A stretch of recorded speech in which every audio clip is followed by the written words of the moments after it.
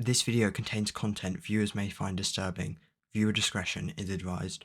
People hanging from the ceiling, guests burning alive, and piles of dead bodies. This is Wedding Day Massacre by Aron Beauregard, aka the guy who commented on one of my TikToks and deleted it, and the guy on my shrine.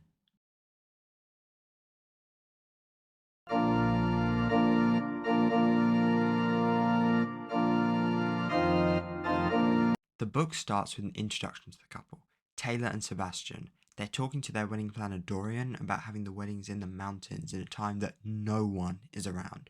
Now, Sebastian is a chubby, dumb loser boy who runs a big company. And now a criticism for Playground is that Aron Beauregard didn't know how to write a woman. And the bride Taylor is actually a cheater who is going to frame Sebastian for abuse months after they get married. And she is fucking nearly every guy in this book. Also, it takes 3 pages to mention pussy hair, but they don't use the word pussy. Speaking of which, it takes another 12 pages for Aron Beauregard to use the F slur, which he used a lot in Playground. Also, later in the book, they use this word, which, for those of you who don't know, this is a term used against Japanese people because they used to get their heads crushed in by tanks in World War II. I learned that from an iDubbbz video I watched about 6 years ago. It's the day of the wedding, so let's get to know the friends and family. There is a lot, so let's start with the... I don't know how to pronounce that, so you just gotta look at it for a sec. There's Sebastian's mother, Hannah, and his dad, Zander, his uncle, Ivan, and his 4th wife, Ugla, and their teenage daughter, Nina, who, she's on her phone all the time. Oh my phone. Amazing character writing by Aron Beauregard. Dude, what the f***? Why are you f***ing here, man? You're so old. Where's your wife? Go home to your family, dude. We're then introduced to Taylor's friends, Sydney and Paula.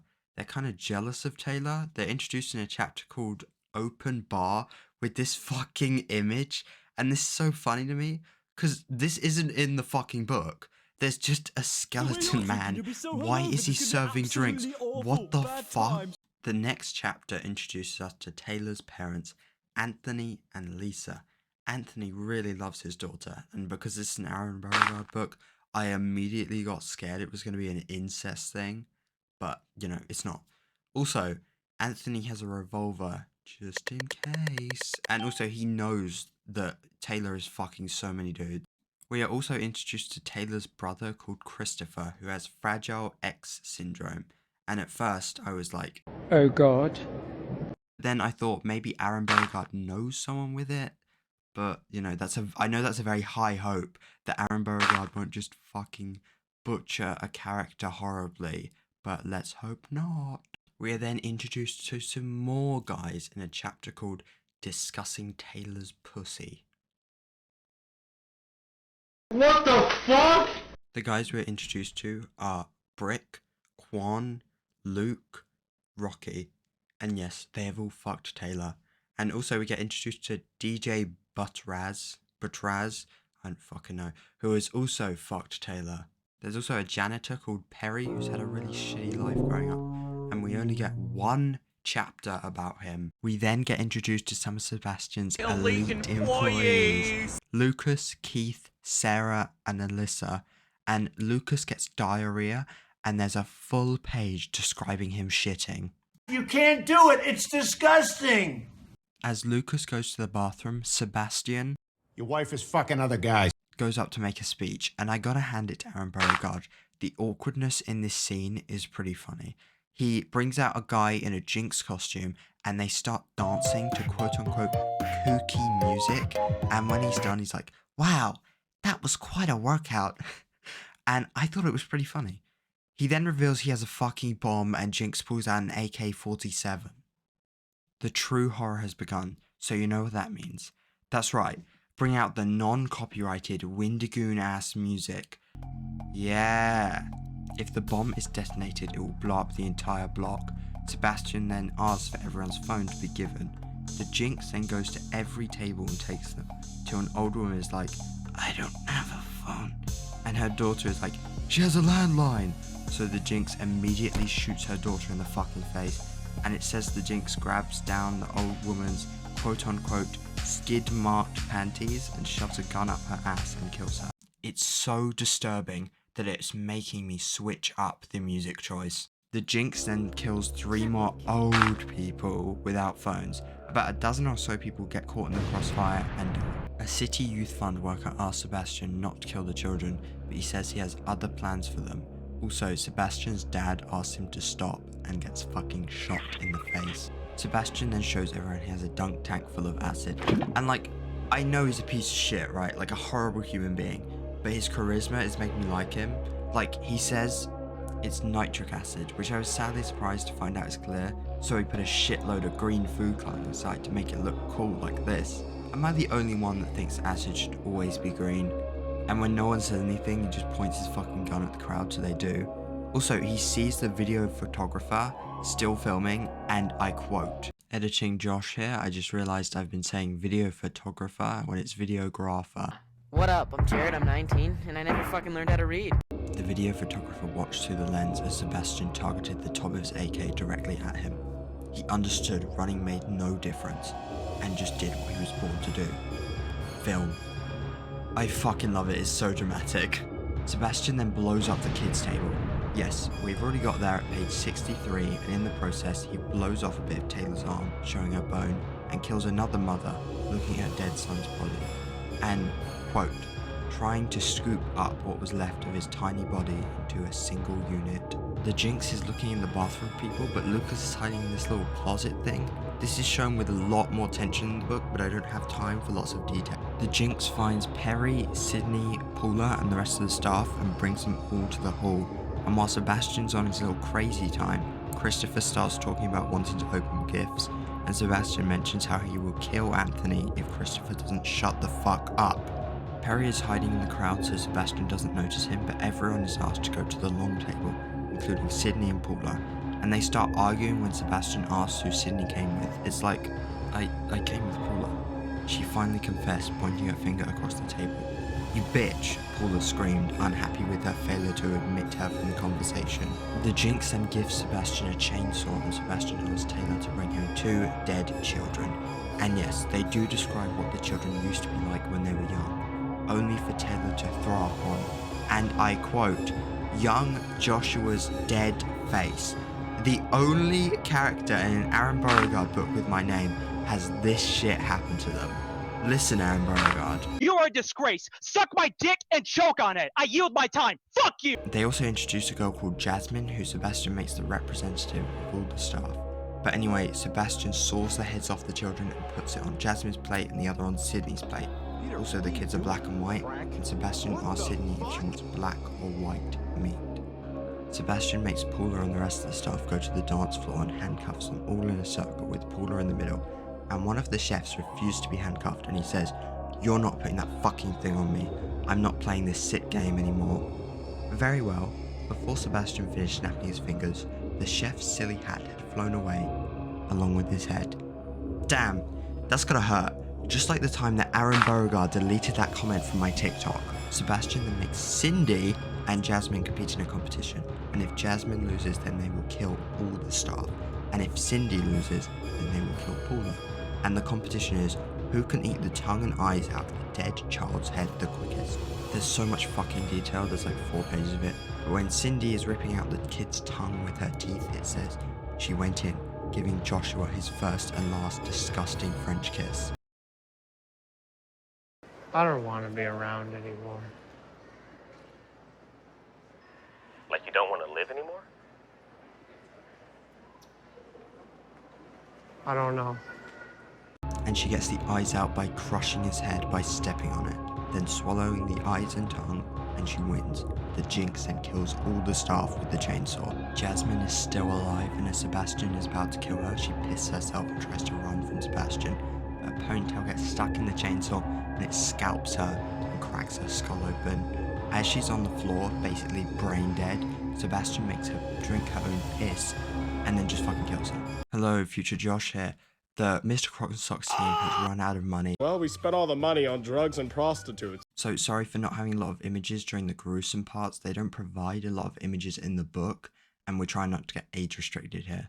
Sebastian then takes a break from killing people to spread out this horrible day and not just kill everyone immediately. He then notices the table of muscular men that Taylor fucks all the time, calls her out on her cheating, and is basically like, Oh, excuse me. Oh, did you bang my wife? he then implies the reason Taylor fucks all these dumb people is because she wants to fuck her dumb brother. They don't use the word dumb, but the word they use is one that I'm not going to say. Sebastian then makes Taylor say she's going to fuck her brother. I'm going to put a picture of a dog on the screen just for a sec, and then we'll get right back into it. When Taylor can't repeat it, Sebastian asks if it's because her dad is there. So Sebastian shoots Anthony so many times that his lung is coming out from his back. And before he dies, he spits blood on Taylor's face, and it says, she was quite accustomed to having a mass of warm fluid coating her grills, but never this hue. Sebastian then lets Christopher open a gift, and it's handcuffs and a sex mask with noise cancelling all like 13. And the mouth hole has blades attached to the top and bottom, so it's only a big hole in the middle, and Taylor cuts her lips while putting on the mask. Sebastian then makes Taylor suck her deformed brother's cock.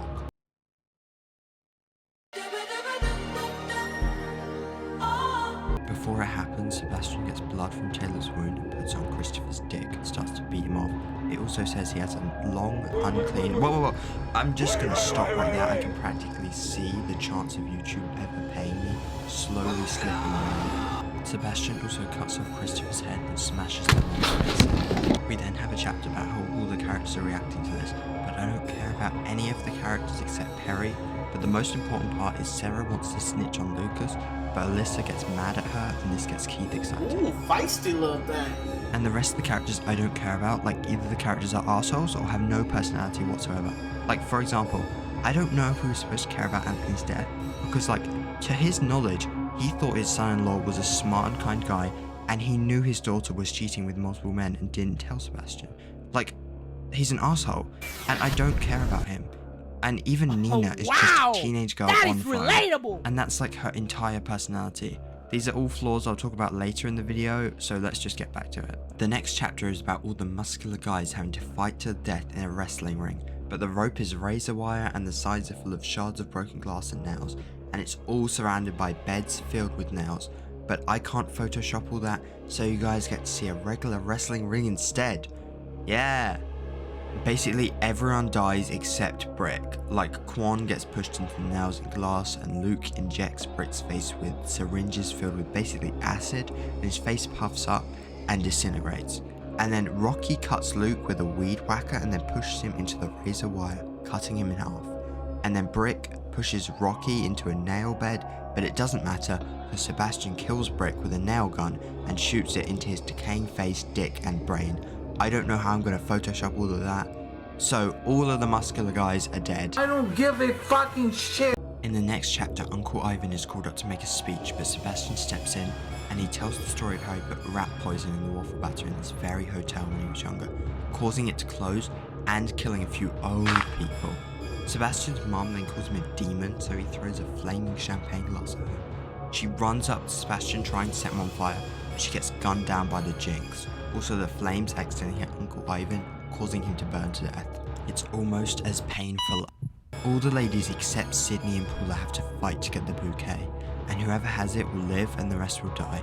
They have 10 minutes to do this. Before Taylor throws the bouquet, she cuts her hand on it and drops it, and Sebastian screams at her.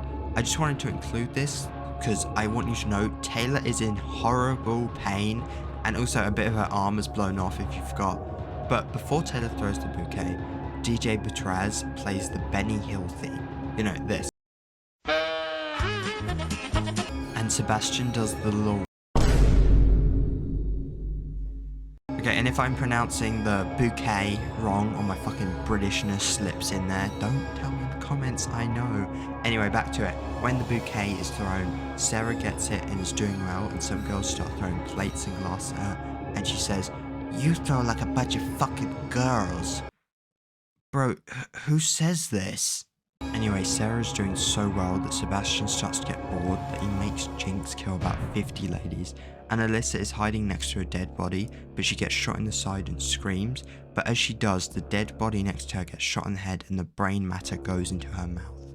After the killing is done, Sebastian drops a metal baseball bat for them, and Ugel, I'm gonna just call her Ugla because it's funny, who has been hiding this whole time with Nina, tries to get it first, but Alyssa gets it before her and smashes her head in, along with 3 other people. And with 3 minutes left, it's Alyssa versus Sarah. Alyssa kills Sarah and runs to Sebastian to give him the flowers, but Nina jumps up and stabs Alyssa in the throat with a butter knife and kills her. She then picks up the flowers and gives them to Sebastian to win the game. Win for the only teenage character I relate to because she's a teenager, but Ugla stands up, part of her brain matter still out of her head, and stabs Nina in the eye with a high heel, but Sebastian just says the game is over and fucking kills Ugla, so it was all for nothing. Next, all the fellas are asked who can dance and who can't. The ones who can't line up against a wall and get blown up by a rocket launcher. The shrapnel flies into Sebastian and part of the hotel wall is destroyed. One of the people who can't dance jumps out the hotel, but gets killed by metal rods at the bottom.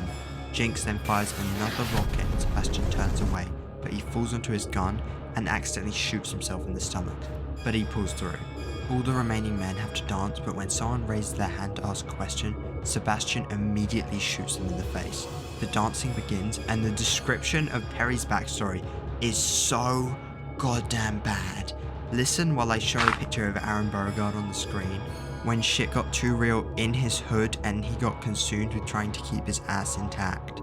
Anyway, Perry breaks it down insane style so much that Sebastian kills the other 2 people and makes Keith jump off the 13th floor and die. Sebastian's like, nah, and makes Paula go to the dunk tank while Sydney throws the ball. But like, I don't give a actual fuck about these characters, so I don't care about this scene. Anyway, they switch places and Sydney throws the ball, causing Paula to dissolve defensive. And I'll at least give it to Aaron Beauregard. The way it talks about Sydney's memory of the fairground dunk tank is good, but it still doesn't make me like these characters. The next Mr. Beast-ass challenge is Sebastian reveals DJ Batraz got Taylor pregnant, but she aborted the baby, but Sebastian got the fetus and has put it on the wedding cake. How the fuck would Sebastian get an aborted fetus in the first place? It doesn't matter. Anyway, Perry, DJ Batraz, and Sydney have to eat a slice, and because we get a flashback of Perry eating dead rats as a kid, obviously he wins, and Sydney and Paula are killed. Editing Josh back again. I meant Paula and DJ Batraz get killed, not Paula and Sydney. Sydney has already been dead for a little bit. Finally, Sebastian wants a wedding photo, and as Perry waits by the cake tables for Sebastian to let him go, it's revealed he's not allowed to leave, even if he finished all the challenges, and that Jinx is the one who's going to tell the story, so Sebastian hits Perry's head with a meat cleaver and shoots him in the chest. Sebastian then makes Taylor smile for a photo on a wedding bench, and after the picture's taken, she asks to have a photo with the dead bodies of her family. And as the photo is being taken, she grabs the handgun from her dad's jacket and tries to kill Sebastian. What are you gonna do, suck me to death? She aims it at Sebastian, to which he says, "Baby, please, we can work this out." And she says, "I don't think..." What the fuck? We're just gonna go with it, okay? We're this far in the video, we're just gonna go with it. She's like, "I don't think so." And so he's like, yes, please just tell me what you want." And she's like, "I want a divorce." And then she fucking kills him, and then she screams, "You sick fuck, you ruined my wedding day." Amazing performance by me. I personally rate that 10 out of 10. Leave your 10 out of 10 reviews in the comments. If they ain't 10 out of 10s, I'm gonna fucking delete them. Anyway, Lucas runs out the bathroom and they both start kissing. And they're talking about getting married, and Taylor is annoyed she didn't film it and make money, but Jinx gets up and shoots the chandelier above them, killing them. And he takes off his mask and... Wait, who was that character that got introduced at the beginning and was important enough to get a name? Oh, it's Dorian. You guys remember Dorian? Yeah. Well, he was in love with Sebastian. He picks up the photo, goes to his car and puts it in a book with a bunch of other photos of other wedding day massacres that he's done before. Perry then wakes up and isn't dead because the meat cleaver just concussed him and the bullet hit his flask. And when Perry is up, he finally decides to stop drinking and change his ways. Dorian is at his computer watching Gore when he looks at 5-star reviews for his services from Sebastian from the night before, saying how he's great and he's so excited for the Wedding Day Massacre. And then the book just ends. And that was Wedding Day Massacre. Before we get into the negatives, let's start with the positives. Yeah! Some of the ideas were pretty cool, like the whoever doesn't have the bouquet dies. That was pretty neat, and the tension in some scenes were pretty... Let's just start with the slurs. Now, I know Splatterpunk often uses slurs, and I ain't trying to say the book is bad because of it, but I feel like at least use them well.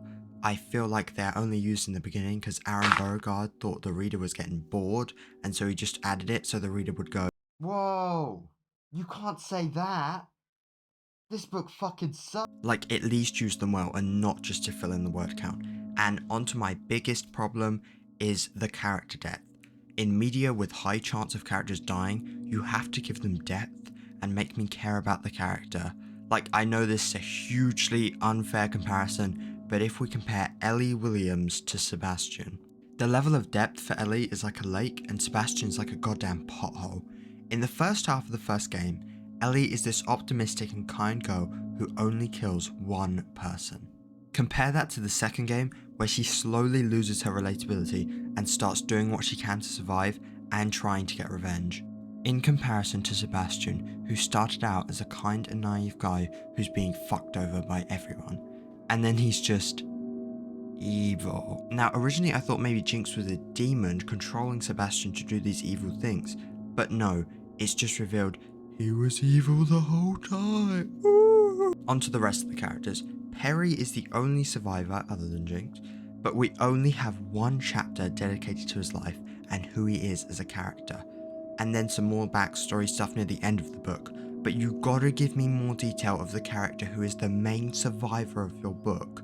You can't just throw it in at the end. Also, Sydney and Paula were nothing characters. I mixed them up so much during the video. They could have been literally stones and I would have cared the same amount about them. Same with Oogla, Sebastian's mum, all the muscular guys, and Sarah. Also, some parts felt kind of incel-like. Just like, rude muscular guys are dumb and have sex. Nice chubby guy one day snaps. I would genuinely not be surprised if Sebastian said, "No more Mr. Nice Guy." But I'll be nice for a sec. We ain't so different, Aaron Beauregard. We both got a lot of attention when we made stuff about kids dying in an evil playground, and we both like horror. But our one difference, other than you being old, is you make money. So I've decided to write my own splatterpunk book. This is John. John's a One day, John was walking down the street when he saw a puddle of piss, shit, vomit, and cum. Then a mountain lion came over and... But whoa! The mountain lion was his brother? What? And that's all I've got so far. And I'll be nice for a sec, Aaron Beauregard, and I'll give you my other idea for a horror book. Evil Bar Mitzvah. Genius. Why didn't I think of that? No, I'm not joking. Actually, this idea is free for anyone to use, just don't be racist or anything. And anyway, onto my favourite section of the video. You stupid old man. This is the story of how Book Talk changed my life. I get all my book recommendations from Book Talk. Oh. Do you know what that means? Oh, dear God. Yeah, I'm not reading. I'm gooning! Before we start, let me just get all of my old people jokes out of the way. I can buy and sell you, old man! Look, it's Aaron Beauregard and me. Look, it's fan art, guys, look. Future's now, old man. Okay, not to be mean or anything, but you're an old, stupid, and lame, talentless writer who doesn't know how to write characters or women properly because you probably lied in the beginning of Playground and have probably never spoken to a woman, and even though I have never met or interacted with you, you're probably a horrible person who's mean to everyone and yells at young people and deletes comments on TikTok just because he feels like it, and you're officially cancelled. Yep, I went there. Get ready for the cancelling. It's gonna happen any minute now. Okay, that was mean. Here's a sneak peek of tomorrow's apology video. I'm so sorry about yesterday. Not! Also, no shame for those of you who enjoyed Wedding Day Massacre. I'm genuinely glad you could enjoy something I couldn't. And I'm not trying to act like the shit I make is amazing. I make piece of shit videos a lot. I even use this as a thumbnail. And if you go back to that first playground video, you'll see it sucks at. Okay, real talk, Rock is your best written character from what I've read so far, but he's like a community pool. And spoilers for Playground, his death felt earned. Anyway, on to the last part of the video. Thank you all for 500 subscribers. I really appreciate you guys, and I've got the same number of subscribers as the Riddler from the Batman. But I won't make any jokes about it, don't worry. Riddle me this, Batman. Gay son or thought daughter? And you should really think about that evil bar mitzvah idea. I'm giving you a chance. No one ever gave me a chance. But honestly, sorry this video took Good lord! was reading Wedding Day Massacre, and then that TED TV show came out, and I got distracted because it was so relatable. Fresh penis! Because John is 16 and I'm 16. Wait, how old is the dude that plays John? God damn it. I guess the lesson of today's video is old people aren't too bad. Like Max Burkholder, Alex G, Memulus, and maybe even Aaron Beauregard. Also, sorry I switched up the names sometimes because I forgot or said it wrong. I know how you guys love that. It's just my British tongue preventing me from saying any foreign names. It's just a thing that happens to British people, sorry. And I like making silly shit, not really horror book reviews. It only took 8 months to explain that. But I could review another Aaron Beauregard book. No. Jesus Christ. If this video gets enough views and likes, I'll guess I'll give in and make a video about this. You can't give in. You can't give in! I mean, I know they say don't judge a book by its cover, but come on. Also, look at these. They're very cool and beautiful. Yeah! And this guy commented a couple times, so he's part of the loyal Mr. Crocs and Socks fan. He didn't ask for that, it just happens. Anyway, for now, I can finally rip these off my wall. If you are Aaron Beauregard, please do not lie. What is the price for a son of the slop? In the next chapter, Uncle Ivan is called up to make a speech, but Sebastian steps in and tells the story of how he put rat poison in the waffle batter in this very hotel when he was younger, causing it to close and killing a couple of old people. Gotta get those Aaron Beauregard jobs in there. Jobs? Did I just fucking say jobs instead of jabs? Am I a fucking idiot? What the hell? In the next chapter, Uncle Ivan is called up to make a speech, but Sebastian steps in and tells the story of how he put rat poison in the waffle batter in this very hotel when he was younger, causing it to close. And he kills a couple old people. Still got it. Gotta get those fucking Aaron Beauregard jabs in there somewhere. When that happened... No! I keep making fun of Aaron Beauregard and then forgetting what I'm gonna say because I'm just too fucking distracted in making fun of this old man. And I'm not trying to act like the stuff I make is amazing. I make piece of shit videos all the time, and even sometimes in this video, some parts I found kind of cringe, but I can't like edit them out because then I gotta fucking space everything back, and it will take ages, and then oh shit, I lost my point. Sebastian then shows everyone he has a dunk tank full of acid, and like, I know he's a piece of shit, right? But his charisma is making me like him. Like, he says, I know it's nitric acid, which I was really... I'm not doing that fucking voice.